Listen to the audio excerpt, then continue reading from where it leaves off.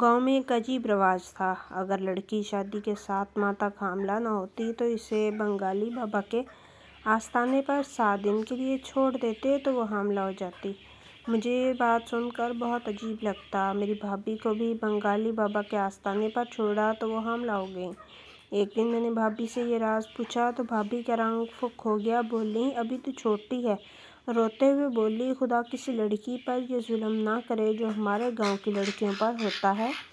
میں بھابھی کی بات سنتے ڈر گئی، لیکن جب 3 سال بعد میری شادی ہوئی تو مجھے بھی بنگالی بابا کے آستانے پر چھوڑ دیا۔ لیکن جان تو تب نکلی جب آدھی رات کو۔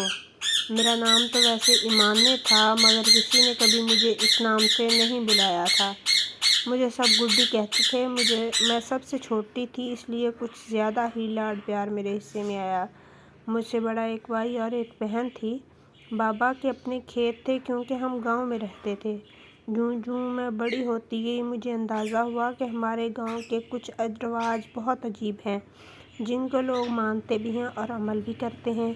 مثلاً لڑکیوں کو پڑھانے کا رواج ہی نہیں تھا، بلکہ ان کے پیدا ہوتے ہی ان کا جہیز بنانا شروع کر دیا جاتا اور جیسے ہی وہ بلوغت کی عمر کو پہنچتی تو اس کی شادی کر دی جاتی۔ شادی بھی گاؤں میں کی جاتی۔ آج تک کبھی ایسا نہیں ہوا کہ کسی لڑکے کی بھی شادی باہر کی گئی ہو۔ مجھے یاد ہے جب میں 10 سال کی تھی، گاؤں میں ایک ہنگامہ ہوا تھا۔ گاؤں کے ایک لڑکے نے دوسرے گاؤں کی لڑکی سے شادی کرنے کی بات کی تھی، جس سے سب مشتعل ہو گئے تھے۔ لڑکا گڑ گڑا رہا تھا کہ میں اس سے بہت محبت کرتا ہوں، میری شادی اس سے کر دیں۔ مگر گاؤں کے پیر نے ہاتھ اٹھا کر منع کر دیا کہ اگر وہاں شادی ہو گئی تو پورا گاؤں مصیبت میں آ جائے گا۔ لڑکے کے گھر والوں نے اسے ایک کمرے میں قید کر دیا۔ بعد میں پتہ چلا کہ لڑکے نے خودکشی کر لی تھی۔ میں اس وقت چھوٹی تھی، اس لیے ان باتوں کا اتنی گہرائی سے علم نہیں تھا، نہ ہی اپنی فرسودہ رسم و رواج کے بارے میں کچھ آگاہی تھی۔ میں بس 5ویں تک ہی پڑھی تھی اور آگے پڑھنے کا بے حد شوق تھا، مگر ابا نے منع کر دیا کہ نہیں، ہمارے گاؤں میں یہ سب نہیں چلتا۔ میں بہت روئی اور تڑپی، مگر ابا پر کوئی اثر نہ پڑا۔ مجھے میری ایک دوست نے مشورہ دیا کہ سب گاؤں والے پیر صاحب کی بہت مانتے ہیں، تم پیر صاحب کے پاس جا کر ان سے سفارش کراؤ گی تو تمہارا باپ مان جائے گا۔ یوں ایک دن دوپہر کو جب سب گھر والے سو رہے تھے تو میں چپکے سے گھر سے نکل آئی۔ پیر صاحب کو میں نے آج سے پہلے کبھی نہیں دیکھا تھا، بس اتنا جانتی تھی کہ وہی پورے گاؤں پر حکومت کرتے ہیں، سب لوگ انہی کی مانتے ہیں۔ اس لیے مجھے امید تھی کہ وہ میری سفارش ابا سے کریں گے تو مزید پڑھنے کی مجھے اجازت مل جائے گی۔ راستے میں ایک حویلی آتی تھی۔ جیسے ہی میں اس حویلی کے پاس سے گزری تو ایک کھڑکی سے ایک نہایت حسین لڑکی نے مجھے آواز دے کر اندر بلا لیا۔ وہ مجھ سے پوچھنے لگی کہ اتنی دوپہر میں کہاں جا رہی ہو؟ تو میں نے اسے ساری بات بتائی کہ پیر صاحب کے پاس جا رہی ہوں۔ کچھ دیر سوچنے کے بعد اس نے مجھے کہا، تمہیں پڑھنے کا بہت شوق ہے تو میں تمہیں پڑھاؤں گی، مگر کسی کو پتہ نہیں چلنا چاہیے کہ تم مجھ سے پڑھتی ہو۔ میں بہت خوش ہوئی کہ مجھے استانی مل گئی۔ میں روز دوپہر کو جب سب گھر والے سوئے ہوتے تو استانی صاحبہ سے پڑھنے آ جاتی۔ انہوں نے ہی مجھے کتابیں اور کاپیاں دی تھیں۔ استانی صاحبہ کو دیکھ کر لگتا تھا کہ وہ بہت پڑھی لکھی ہیں۔ حویلی میں شاید وہ اکیلی ہی رہتی تھیں، کیونکہ کبھی کسی کو دیکھا نہیں تھا۔ استانی صاحبہ کے کپڑے بھی گاؤں کی دوسری عورتوں سے مختلف ہوتے تھے، کیونکہ سب عورتوں نے گھاگھرا پہنا ہوتا تھا، استانی صاحبہ نے شلوار قمیض۔ وہ بولتی تھیں تو میرا دل چاہتا تھا کہ ان کو سنتی جاؤں۔ 5 سال میں چوری چوری استانی صاحبہ کے پاس پڑھنے جاتی رہی۔ میرا 9ویں اور 10ویں کا داخلہ بھی پتہ نہیں کیسے انہوں نے ہی بھیجا تھا اور خود جا کر میرے پیپر دلوائے تھے۔ اماں اور بہن کو پتہ تھا، مگر میری وجہ سے وہ چپ تھیں۔ میں نے میٹرک کر لیا تو اماں نے مجھے کہا، اب تو اتنی بڑی ہو گئی ہے کہ باپ اور بھائی نے تیرے گھر سے نکلنے پر پابندی لگا دی ہے۔ ویسے بھی تیرے بھائی کی شادی ہونے والی ہے تو اس کی تو تیاریاں کر۔ میں نے کہا، اماں شادی میں استانی صاحبہ کو بھی بلا لوں؟ اماں ایک دم گھبرا گئیں اور کہنے لگیں، خبردار، کسی کو بتانا بھی مت کہ تو استانی صاحبہ کو جانتی ہے۔ اس گاؤں کے سبھی لوگوں نے ان سے تعلق ختم کر رکھا ہے۔ میں حیران ہوئی، مگر کیوں اماں؟ اماں کہنے لگی کیونکہ اس نے بنگالی بابا سے بہت بدتمیزی کی تھی۔ یہ بنگالی بابا وہی تھے جسے سب عزت و احترام سے پیر صاحب کہتے تھے۔ اس دن مجھے اپنے گاؤں کے عجیب و غریب رواج کا پتہ چلا تھا کہ جو لڑکی شادی کے 7 ماہ تک حاملہ نہیں ہوتی تو اسے بنگالی بابا کے آستانے پر 7 دن کے لیے چھوڑ دیا جاتا ہے، جہاں اس کا علاج ہوتا ہے اور وہ حاملہ ہو جاتی ہے۔ استانی صاحبہ باقی لڑکیوں سے تھوڑا مختلف تھیں، اس لیے انہوں نے شادی کے بعد بنگالی بابا کے پاس جانے سے انکار کر دیا تھا، جس کے نتیجے میں سارے خاندان والوں نے ان سے ناطا توڑ لیا تھا اور ان کو حویلی میں قید کر دیا تھا۔ یہ سب مجھے پہلی بار معلوم ہوا تھا اور یہ رواج سن کر بہت ہی عجیب لگا تھا۔ خیر بھائی اور میری بہن کی اکٹھی شادی ہوئی اور میری بھابھی گھر آ گئی۔ وہ میرے دور کے چچا کی بیٹی تھی، اس لیے میں پہلے سے ہی اس کو جانتی تھی۔ بھابھی کے گھر آنے سے میں بہت خوش تھی، کیونکہ میری بہن کی بھی رخصتی ہو گئی تھی تو میں خود کو بہت اکیلا محسوس کرتی تھی، مگر بھابھی آتے ہی دوست بن گئی تھی۔ بھابھی دن کا بیشتر حصہ دعائیں کرتے ہوئے گزار دیتی تھی۔ میں پوچھتی تو کہتی کہ دعا کرو خدا مجھے جلدی سے اولاد دے دے۔ اگر میں 7 ماہ تک حاملہ نہ ہوئی تو مجھے بنگالی بابا کے پاس جانا ہوگا۔ بھائی اور میری بہن کی شادی ایک ساتھ ہوئی تھی اور شادی کے 5ویں مہینے ہی میری بہن کو حمل ٹھہر گیا، اور بھابھی کی گود خالی ہی رہی۔ میں نے کہا بھابھی کوئی بات نہیں، اداس کیوں ہو رہی ہو؟ وہ بابا ہو سکتا ہے تمہارا اچھا علاج کر دیں اور تمہاری گود بھی ہری ہو جائے۔ بھابھی کہنے لگی کہ مجھے اس بابا کے پاس نہیں جانا، تم دعا کرو۔ بھابھی کی شادی کا 6واں مہینہ شروع ہو گیا تو گاؤں کی عورتوں نے آ کر ماں کو مشورہ دینا شروع کر دیا کہ اسے بنگالی بابا کے پاس لے کر چلو۔ بھابھی بہت ڈر گئی تھیں۔ 7 ماہ پورے ہو گئے، بھابھی حاملہ نہ ہوئیں تو گاؤں کے رواج کے مطابق عورتیں اس کو لینے آ گئیں۔ میں نے اماں کو کہا کہ بھابھی وہاں نہیں جانا چاہتی تو زبردستی نہ کرو۔ اماں کہنے لگی تو ابھی چھوٹی ہے، ان باتوں میں نہ پڑ، اگر یہ بنگالی بابا کے پاس نہ گئی تو تیرا بھائی اسے طلاق دے دے گا۔ طلاق کا نام سن کر بھابھی گھبرا گئیں اور روتے ہوئے جانے کو تیار ہو گئیں۔ مجھ سے جاتے ہوئے گلے مل کر گئیں۔ مجھے حیرانی اور پریشانی ہو رہی تھی کہ صرف 7 دن کی تو بات ہے، بھابھی اتنا ڈر کیوں رہی ہے؟ مجھے ویسے بھی یقین نہیں تھا کہ کسی بابا کے علاج سے اولاد پیدا ہو سکتی ہے۔ میں نے اگر استانی صاحبہ سے پڑھا نہ ہوتا تو شاید میں بھی جہالت کا شکار رہتی، مگر ان کے پڑھائے سبق مجھے یاد تھے کہ اولاد دینا یا نہ دینا صرف اوپر والے کے ہاتھ میں ہے۔ تو پھر یہ بابا کیا کرتا تھا؟ بھابھی کو گئے 2 دن ہو گئے تھے، مجھے بہت تجسس ہو رہا تھا۔ ایک دن میں چوری چھپے گھر سے نکلی تاکہ جا کر بھابھی کا حال معلوم کر سکوں۔ وہ بنگالی بابا گاؤں کے آخری کونے پر رہتا تھا۔ میں منہ چھپا کر وہاں چلی گئی۔ وہ ایک بڑا سا احاطہ تھا جس کے آگے کافی سارے کمرے بنے ہوئے تھے۔ وہاں کافی ساری عورتیں موجود تھیں۔ میں ہر کمرے کی کھڑکی کے پاس جا کر بھابھی کو ڈھونڈنے لگی۔ آخر تیسرے کمرے کی کھلی کھڑکی سے مجھے بھابھی نظر آئیں۔ وہ زمین پر بیٹھی ہوئی تھی۔ میں نے آواز دی تو بھابھی مجھے دیکھ کر چونک گئی، کہنے لگی تم یہاں کیوں آئی ہو؟ جاؤ یہاں سے۔ میں کچھ دنوں تک آ جاؤں گی۔ میں نے کچھ پوچھنا چاہا تو بھابھی نے ہاتھ جوڑ دیے اور کہا خدا کا واسطہ ہے یہاں سے چلی جا، میں نہیں چاہتی کوئی تمہیں دیکھ لے۔ میں بھابھی کے کہنے پر لوٹ آئی۔ 7 دن پورے ہوئے تو اماں اور بھائی جا کر بھابھی کو لے آئے۔ وہ بہت بری حالت میں تھیں، آنکھوں کے نیچے ہلکے پڑے ہوئے تھے اور پہلے سے کمزور بھی لگ رہی تھی۔ میں نے کہا اماں یہ بھابھی کو کیا ہوا ہے؟ اس کے ساتھ وہاں کیا ہوا ہے؟ اماں کہنے لگی چپ کرو، کچھ نہیں ہوا تمہاری بھابھی کو، بابا کے علاج کی وجہ سے ایسا ہوا ہے، گھبرانے والی بات نہیں ہے۔ میں افسوس سے سر ہلا کر رہ گئی کہ ایسا کب ممکن ہے کہ بابا کے علاج سے بھابھی امید سے ہو جائے، مگر میرے سر پر جیسے 7واں آسمان ٹوٹ پڑے جب اگلے ماہ ہی بھابھی حاملہ ہو گئی۔ اماں اور بھائی کی خوشی کا تو ٹھکانہ ہی نہیں تھا۔ وہ سارے محلے میں مٹھائی بانٹتے پھر رہے تھے۔ میں تو جتنا حیران ہوتی اتنا کم تھا۔ یہ سب کچھ میری سوچ کے برعکس ہوا تھا۔ میں نے بھابھی سے پوچھا کہ بھابھی یہ کیا راز ہے؟ تم واقعی حاملہ ہو گئی ہو، مگر کیسے؟ وہاں مزار پر تمہارے ساتھ کیا ہوا؟ میری بات سن کر بھابھی کا رنگ فک ہو گیا۔ کہنے لگی مجھ سے یہ سب نہ پوچھو۔ میں نے اصرار کیا تو بھابھی نے بس اتنا ہی کہا، تم ابھی چھوٹی ہو، میں تمہیں تفصیل نہیں بتا سکتی۔ بس اتنا سمجھ لو کہ اس رسم نے مجھ سمیت کئی لڑکیوں کی زندگی برباد کی ہے۔ خدا کسی بھی لڑکی پر ایسا ظلم نہ کرے جو ہمارے گاؤں کی لڑکیوں پر ہوتا ہے۔ میں ڈر گئی کہ ایسا کیا ظلم ہوتا ہے۔ بھابھی نے کہا، وقت آنے پر تجھے سب پتہ چل جائے گا۔ میں نے بھابھی کو اس کے بعد ہمیشہ اداس ہی دیکھا۔ بھابھی کا بیٹا پیدا ہوا تھا اور وہ سارا بھابھی پر گیا تھا۔ لیکن چونکنے کی بات یہ تھی کہ اولاد کے لیے منتیں اور مرادیں مانگنے والی بھابھی کی اب جب اپنی اولاد ہو گئی تھی تو وہ اسے دیکھتی ہی نہیں تھی۔ اماں ہی اسے سنبھالے پھرتیں۔ میں کئی بار بھابھی کو کہتی کہ اپنے بیٹے کا دھیان رکھا کرو، ہم کیوں سنبھالیں تمہارے بیٹے کو، مگر وہ تو شاید ذہنی مریضہ بن چکی تھی۔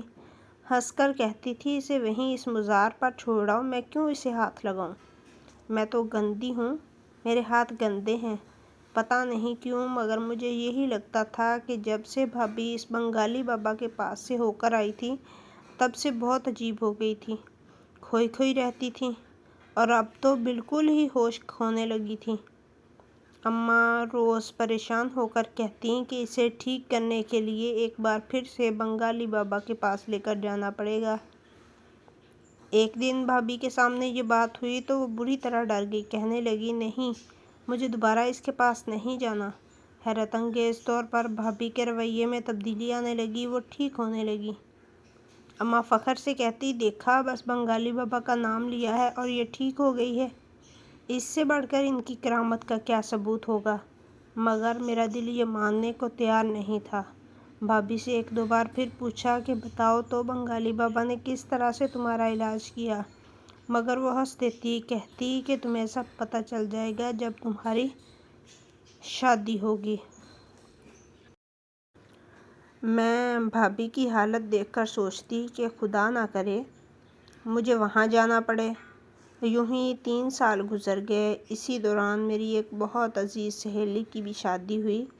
وہ بھی 7 ماہ تک حاملہ نہ ہوئی تو اسے بھی اس بنگالی بابا کے پاس چھوڑ دیا گیا تھا، مگر وہ جب واپس آئی تو بہت خوش باش تھی۔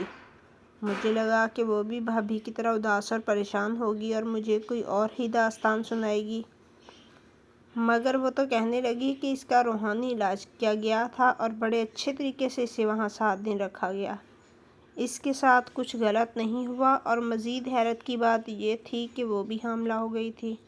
2 الگ الگ بیان ایک ہی شخص کے بارے میں۔ میں بہت الجھن کا شکار ہو گئی۔ میرے لیے گاؤں سے رشتہ آیا، میری شادی ہو گئی۔ میں اپنی شادی کے بعد بہت خوش تھی، میری ساس بہت اچھی تھی اور شوہر بھی۔ میرے خواب و خیال میں بھی نہیں تھا کہ جو دوسروں کے ساتھ ہوا ہے وہ میرے ساتھ بھی ہو سکتا ہے۔ جو ہی شادی کو 5 مہینے گزرے، ہر طرف سے صدائیں آنے لگیں کہ اس کے ہاں بچہ کب پیدا ہوگا، یہ حاملہ کب ہوگی۔ کوئی کہتی 7 ماہ تک حمل نہ ہوا تو اسے بنگالی بابا کے پاس لے جانا۔ میں ان ساری باتوں سے پریشان ہو کر اپنی استانی صاحبہ کے پاس چلی گئی اور ان کو ساری بات بتا کر مشورہ مانگا۔ انہوں نے کہا کہ ایسا کرنا، 7 مہینے گزرنے کے بعد جھوٹ بول دینا کہ تو امید سے ہو گئی ہے۔ میں یہ مشورہ سن کر پریشان ہو گئی اور کہا کہ ایسے تو کچھ دیر بعد میرا راز کھل جائے گا اور سچ سب کے سامنے آ جائے گا تو میں کیا کروں گی۔ استانی صاحبہ نے کہا کہ پھر وہاں جانے سے منع کر دینا۔ میں نے دکھی ہو کر کہا کہ پھر آپ کی طرح مجھے بھی اس حویلی میں قید کر دیا جائے گا۔ آپ تو بہت مضبوط ہیں، مگر میں اس طرح کی زندگی نہیں جینا چاہتی۔ استانی صاحبہ نے حیران ہو کر پوچھا، پھر تم کیا کرو گی؟ میں نے کہا، میں وہاں جاؤں گی اور سچ کا پتہ چلاؤں گی کہ وہاں چل کیا رہا ہے۔ یہی بات میں نے اپنی ساس کو بھی کہہ دی کہ ٹھیک ہے، میں چلی جاؤں گی، مجھے کوئی اعتراض نہیں۔ رسم کے مطابق میری ساس اور گاؤں کی 5 عورتیں مجھے چھوڑنے گئیں۔ راستے میں مجھے میری بھابھی ملی، وہ اشارے سے مجھے منع کر رہی تھی کہ وہاں مت جاؤ، مگر میں اندر چلتے اتنے سالوں کی کشمکش اور سوالوں کے جواب چاہتی تھی، اس لیے مجھے کوئی ڈر خوف نہیں تھا۔ میں نے جیسے ہی وہاں قدم رکھا، حیرت کے مارے میرے قدم جکڑے گئے۔ یہ وہ ماحول نہیں تھا جو 3 سال پہلے تھا۔ ہر طرف اب عورتیں تسبیح کرتی نظر آ رہی تھیں، موم بتیاں اور قالین بچھے ہوئے تھے، میں نے اس سے پہلے بنگالی بابا کو نہیں دیکھا تھا، صرف نام سنا تھا۔ اب دیکھا تو دنگ رہ گئی۔ ایک سفید داڑھی والا آدمی سر پر ٹوپی پہنے ہاتھ میں تسبیح پڑھتا ہوا نظر آیا۔ اس کے پاس لوگ جاتے اور وہ دم کرتا جاتا۔ یہ سب دیکھ کر میں متضاد کیفیت کا شکار ہو گئی۔ بھابھی کچھ اور کہتی تھیں اور ایسا یہاں کچھ نہیں تھا۔ میں حیران رہ گئی۔ ساس مجھے پیر صاحب کے کہنے پر ایک کمرے میں چھوڑ گئیں۔ یہ کمرہ بھی بہت سادہ تھا۔ ایک طرف جائے نماز رکھا تھا اور تسبیح تھی۔ موم بتیوں کی روشنی پورے کمرے میں پھیلی ہوئی تھی۔ اس خوابناک کمرے میں ایسا ماحول دیکھ کر میں مبہوت ہو کر رہ گئی۔ سارے خوف اور خدشے ہوا بن کر اٹھ گئے تھے۔ مجھے اپنی دوست کی بات پر یقین آنے لگا کہ یہاں صرف روحانی علاج کیا جاتا ہے۔ ساس نے کہا تھا کہ مجھے 7 دن ادھر ہی رہنا ہے۔ میں صبح کو آئی تھی اور اب رات ہونے والی تھی، لیکن کھانا دینے آئی ایک لڑکی کے علاوہ کمرے میں ابھی تک کوئی نہیں آیا تھا۔ نہ ہی اس بابا نے مجھے بلایا تھا۔ میں نے سوچا ان کے پاس بڑا رش تھا، ہو سکتا ہے صبح واری آئے۔ یہی سوچ کر میں سونے لیٹ گئی۔ میں گہری نیند میں تھی جب آدھی رات کو ایسے محسوس ہوا کوئی کمرے میں داخل ہوا ہے۔ میری تو جان ہی نکل گئی۔ کمرے میں اندھیرا تھا۔ میرے ذہن میں وہ سب آنے لگا جو بھابھی کہا کرتی تھی۔ اس سے پہلے میں شور مچاتی اندر آنے والے کا چہرہ موم بتی کی روشنی میں واضح ہوا۔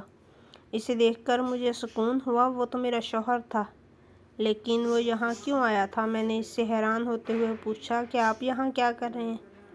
کہنے لگا پیر صاحب نے کہا تھا اپنی بیوی کے کمرے میں رات کو جا کر سو جانا، وہ اکیلی یہاں ڈر نہ جائے، اس لیے میں آ گیا۔ مجھے یہ سن کر تسلی ہوئی کہ وہ بابا ویسے نہیں جیسے میں نے سوچا تھا۔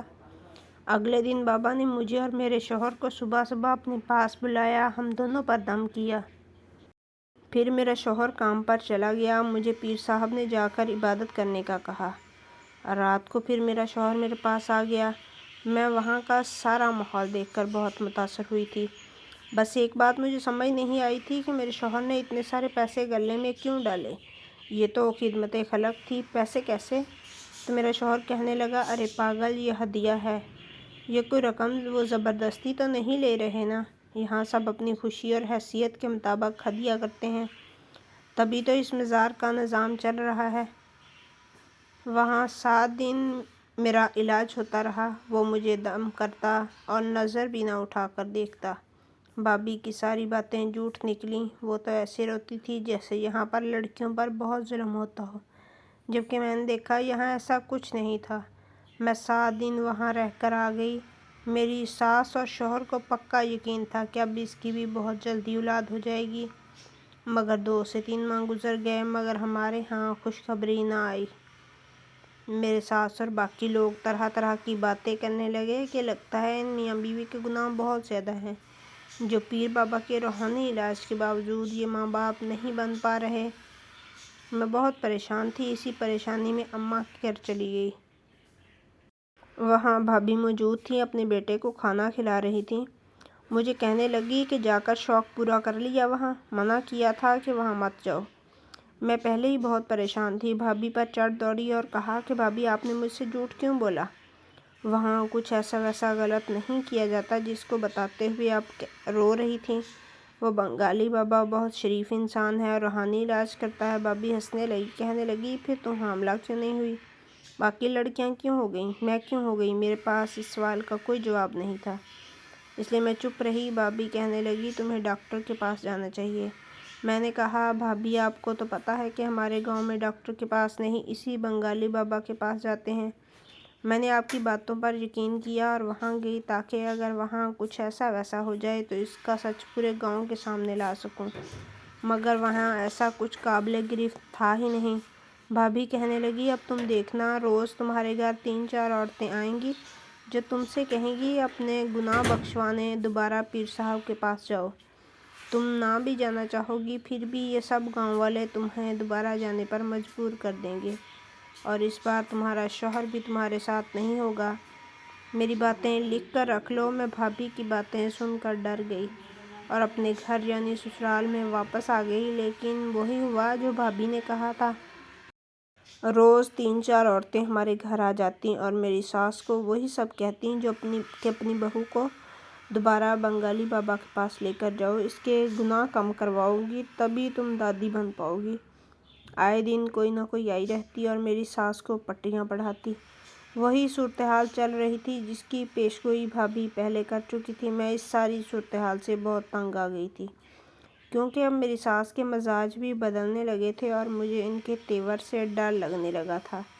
اس لیے ایک دن اپنے شوہر کو کہا کہ چلو ہم دوبارہ وہاں جاتے ہیں۔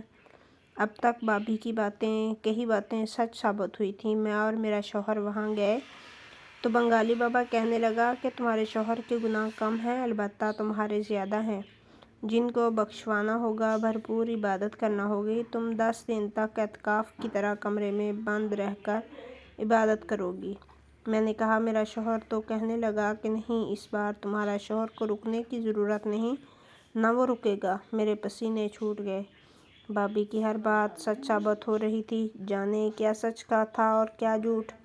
وہ جو میں اپنی آنکھوں سے پچھلی بار دیکھ چکی تھی وہ سچ تھا یا وہ جو میں اب دیکھ رہی تھی؟ میرے دل کی دھڑکن تیز ہو گئی۔ میں اپنے شوہر کو روکنا چاہتی تھی مگر وہ چلا گیا۔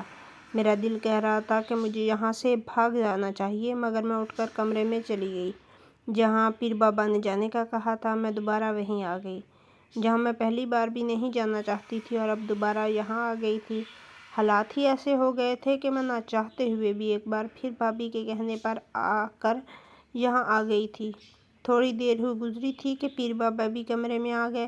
میں نے کہا آپ یہاں کیا کرنے آئے ہیں؟ پیر بابا نے اپنے سر پر رکھی ٹوپی اتارتے ہوئے کہا کہ میں تمہارے بارے میں سب جانتا ہوں۔ میں ڈر کر پیچھے ہٹ گئی۔ پوچھا تو آپ میری مدد کریں گے؟ بنگالی بابا کہنے لگا ہاں میں تمہاری مدد کروں گا، تم ماں بن سکو گی، اپنے بچے کو اپنے ہاتھوں میں کھلا سکو گی، مگر اس کے لیے ایک شرط ہے کہ جیسا میں تمہیں کہوں گا تمہیں ویسا ہی کرنا ہوگا۔ بنگالی بابا نے جو شرط بتائی اسے سن کر میرے قدموں تلے سے زمین نکل گئی۔ بھابھی نے سچ کہا تھا، وہ انسان نہیں حیوان تھا، فرشتے کے روپ میں چھپا بھیڑیا۔ اس نے مجھے غلط کام کی دعوت دی تھی۔ میں نے جب انکار کیا تو اس نے کہا کہ تم کبھی ماں نہیں بن سکتی، روز لوگ تمہارے گھر جا کر تمہیں بے عزت کریں گے، سوال کریں گے تم کیا جواب دو گی۔ اس نے مجھے اتنے برے طریقے سے ایموشنل بلیک میل کیا کہ میرے پاس اور کوئی چارہ نہ رہا کہ میں اس کی بات ماننے کے بارے میں سوچوں۔ وہ شیطانی ہنسی ہنسنے لگا۔ میں اب سب کچھ سمجھ چکی تھی۔ میں نے پوچھا یقیناً تمہارے پاس جو عورتیں آتی ہوں گی تم ان کو بھی اسی طرح سے بلیک میل کرتے ہوگے، اسی لیے وہ بیچاری چپ ہو جاتی ہوں گی اور اپنی عزت اور شادی بچانے کی خاطر راضی ہو جاتی ہوں گی۔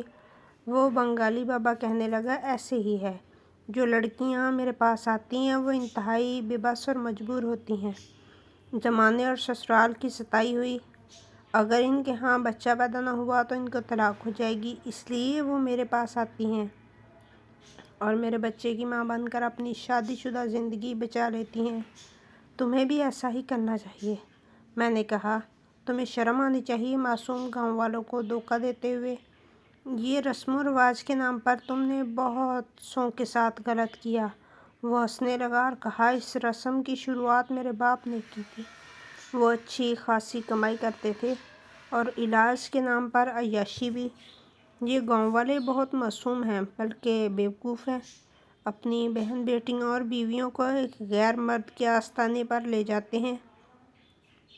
میں اس کے انکشافات سن سن کر ساکت رہ گئی۔ وہ شخص جسے سارے گاؤں والے اپنا گرو مانتے تھے اتنا گھٹیا ہو سکتا ہے، میں نے کبھی خواب میں بھی نہیں سوچا تھا۔ لیکن جب پہلی بار میں آئی تھی تو سب کچھ مختلف تھا۔ اس نے تب اپنی اصلیت کیوں نہیں دکھائی؟ یہی سوال جب میں نے اس سے پوچھا تو کہنے لگا کہ میں نے پورے گاؤں میں اپنے خبری عورتیں پھیلائی ہوئی ہیں، جو ایک تو میرے بارے میں لوگوں کا عقیدہ مضبوط کرتی تھیں اور وہ دوسرا جان بوجھ کر ان لڑکیوں کے گھر جاتی تھی جن کی اولاد نہیں ہوتی تھی، اور ان لڑکیوں کی ساس اور سسرال والوں کے دماغ میں یہ بات بٹھاتی تھی کہ وہ انہیں میرے پاس لے آئیں۔ انہی عورتوں کی خبر سے مجھے پتہ چلا کہ تم اس نیت سے میرے پاس آ رہی ہو تاکہ میری اصلیت کے بارے میں جان سکو، تو میں نے اپنا بھیس بھی بدل لیا اور مزار کا حلیہ بھی۔ میں نہیں چاہتا تھا کہ تم کو مجھ پر کسی قسم کا شک ہو۔ اس لیے میں نے تمہیں شک کرنے کا موقع ہی نہ دیا۔ میں نے ہی ان عورتوں کو دوبارہ تمہارے گھر بھیجا تاکہ وہ طعنے دے کر تمہیں اتنا زج کر دیں کہ تم دوبارہ یہاں آنے پر مجبور ہو جاؤ، اور وہی ہوا۔ آخر اولاد کے لیے تمہیں یہاں آنا ہی پڑا۔ اب بھی اگر تم نہ آتی تو تم نہیں جانتی تمہارے ساتھ کتنا برا ہوتا۔ تمہاری ساس تمہیں طلاق دلوا دیتی۔ میں نے سوچتے ہوئے کہا، اگر میں تمہاری اصلیت سب گاؤں والوں کو بتا دوں تو؟ وہ بنگالی بابا کہنے لگا، تم ایسا کرو گی تو پچھتاؤ گی، کیونکہ کوئی تمہاری بات کا یقین نہیں کرے گا۔ تم انہی گاؤں والوں کے سامنے میری تعریف کر چکی ہو، یاد نہیں ہے تمہیں؟ یہ بات تو واقعی وہ بالکل ٹھیک کہہ رہا تھا۔ ایسا ہی تھا۔ میں تھوڑا آگے بڑھی۔ وہ بہت خوش ہوا کہ شاید میں اس کی شرط مان لی ہے، مگر میں اس سے تھوڑا اور آگے ہوئی اور کمرے کے پردے سرکا دیے۔ پردے کے پیچھے سے گاؤں والے نمودار ہوئے۔ بس بنگالی بابا کی رنگت پھک ہو گئی، خون نچڑ کر جیسے چہرے پر آ گیا۔ اسے امید نہیں تھی کہ بازی یوں بھی پلٹ سکتی ہے، میں ایسا کچھ کر سکتی تھی، ایسا اس نے خواب میں بھی نہیں سوچا تھا۔ وہ سب کو ایک ساتھ دیکھ کر گھبرا گیا۔ میں جب یہاں 7 دن رہ کر گئی تھی تو سب لوگوں نے مجھ سے بنگالی بابا کے بارے میں پوچھا تھا۔ اس وقت میں اس آدمی کی اصلیت نہیں جانتی تھی، اس لیے جو دیکھا وہی بتا دیا۔ اب اگر میں سب کو سچ بتاتی تو کوئی یقین نہ کرتا، اس لیے میں نے ایسا انتظام کیا کہ سب اپنی آنکھوں سے دیکھ لیتے اور کانوں سے سن لیتے۔ اسی طرح ان کی آنکھوں پر پڑی غفلت اور جہالت کی وہ پٹی کھل جاتی جو برسوں سے پڑی تھی۔ یہ کمرہ کافی بڑا تھا۔ میں نے پہلے سے ہی موم بتی کی لو مدھم کر دی تھی۔ چاروں طرف سب بزرگوں کو چھپا دیا تھا جن سے میں نے پہلے ہی بات کر لی تھی، اور ان کو بڑی مشکل سے راضی کر کے یہاں لائی تھی، کیونکہ وہ تو اپنے پیر کے بارے میں کچھ غلط ملت ماننے کو تیار ہی نہ تھے، اور مجھے جھوٹا ثابت کرنے کو یہاں آ گئے۔ میں اگر خود بتاتی تو کوئی یقین نہ کرتا، اس لیے گفتگو اس ڈھنگ سے کی کہ اس نے خود اپنے سب گناہوں کا اقرار کر لیا۔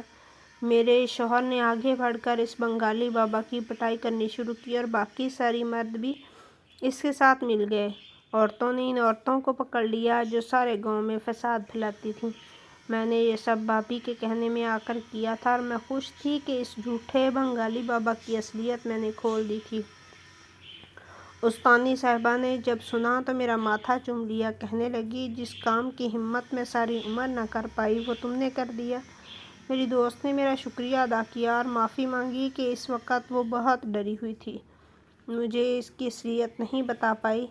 اسے ڈرامہ کرنا پڑا کیونکہ اس پیر نے اسے دھمکی دی تھی، تو وہی کہنے پر مجبور تھی جو اس سے کہا جا رہا تھا۔ میں نے کہا، سب کو اصل میں شکریہ میری بھابھی کا کرنا چاہیے جنہوں نے مجھے اس کام کے لیے راضی کیا، ہمت اور حوصلہ دیا۔ سب گاؤں والوں کی عقل ٹھکانے آ چکی تھی، اور انہوں نے عہد کیا تھا کہ اب کبھی اپنی بیٹیوں کو کسی غلط رسم کی بھیٹ نہیں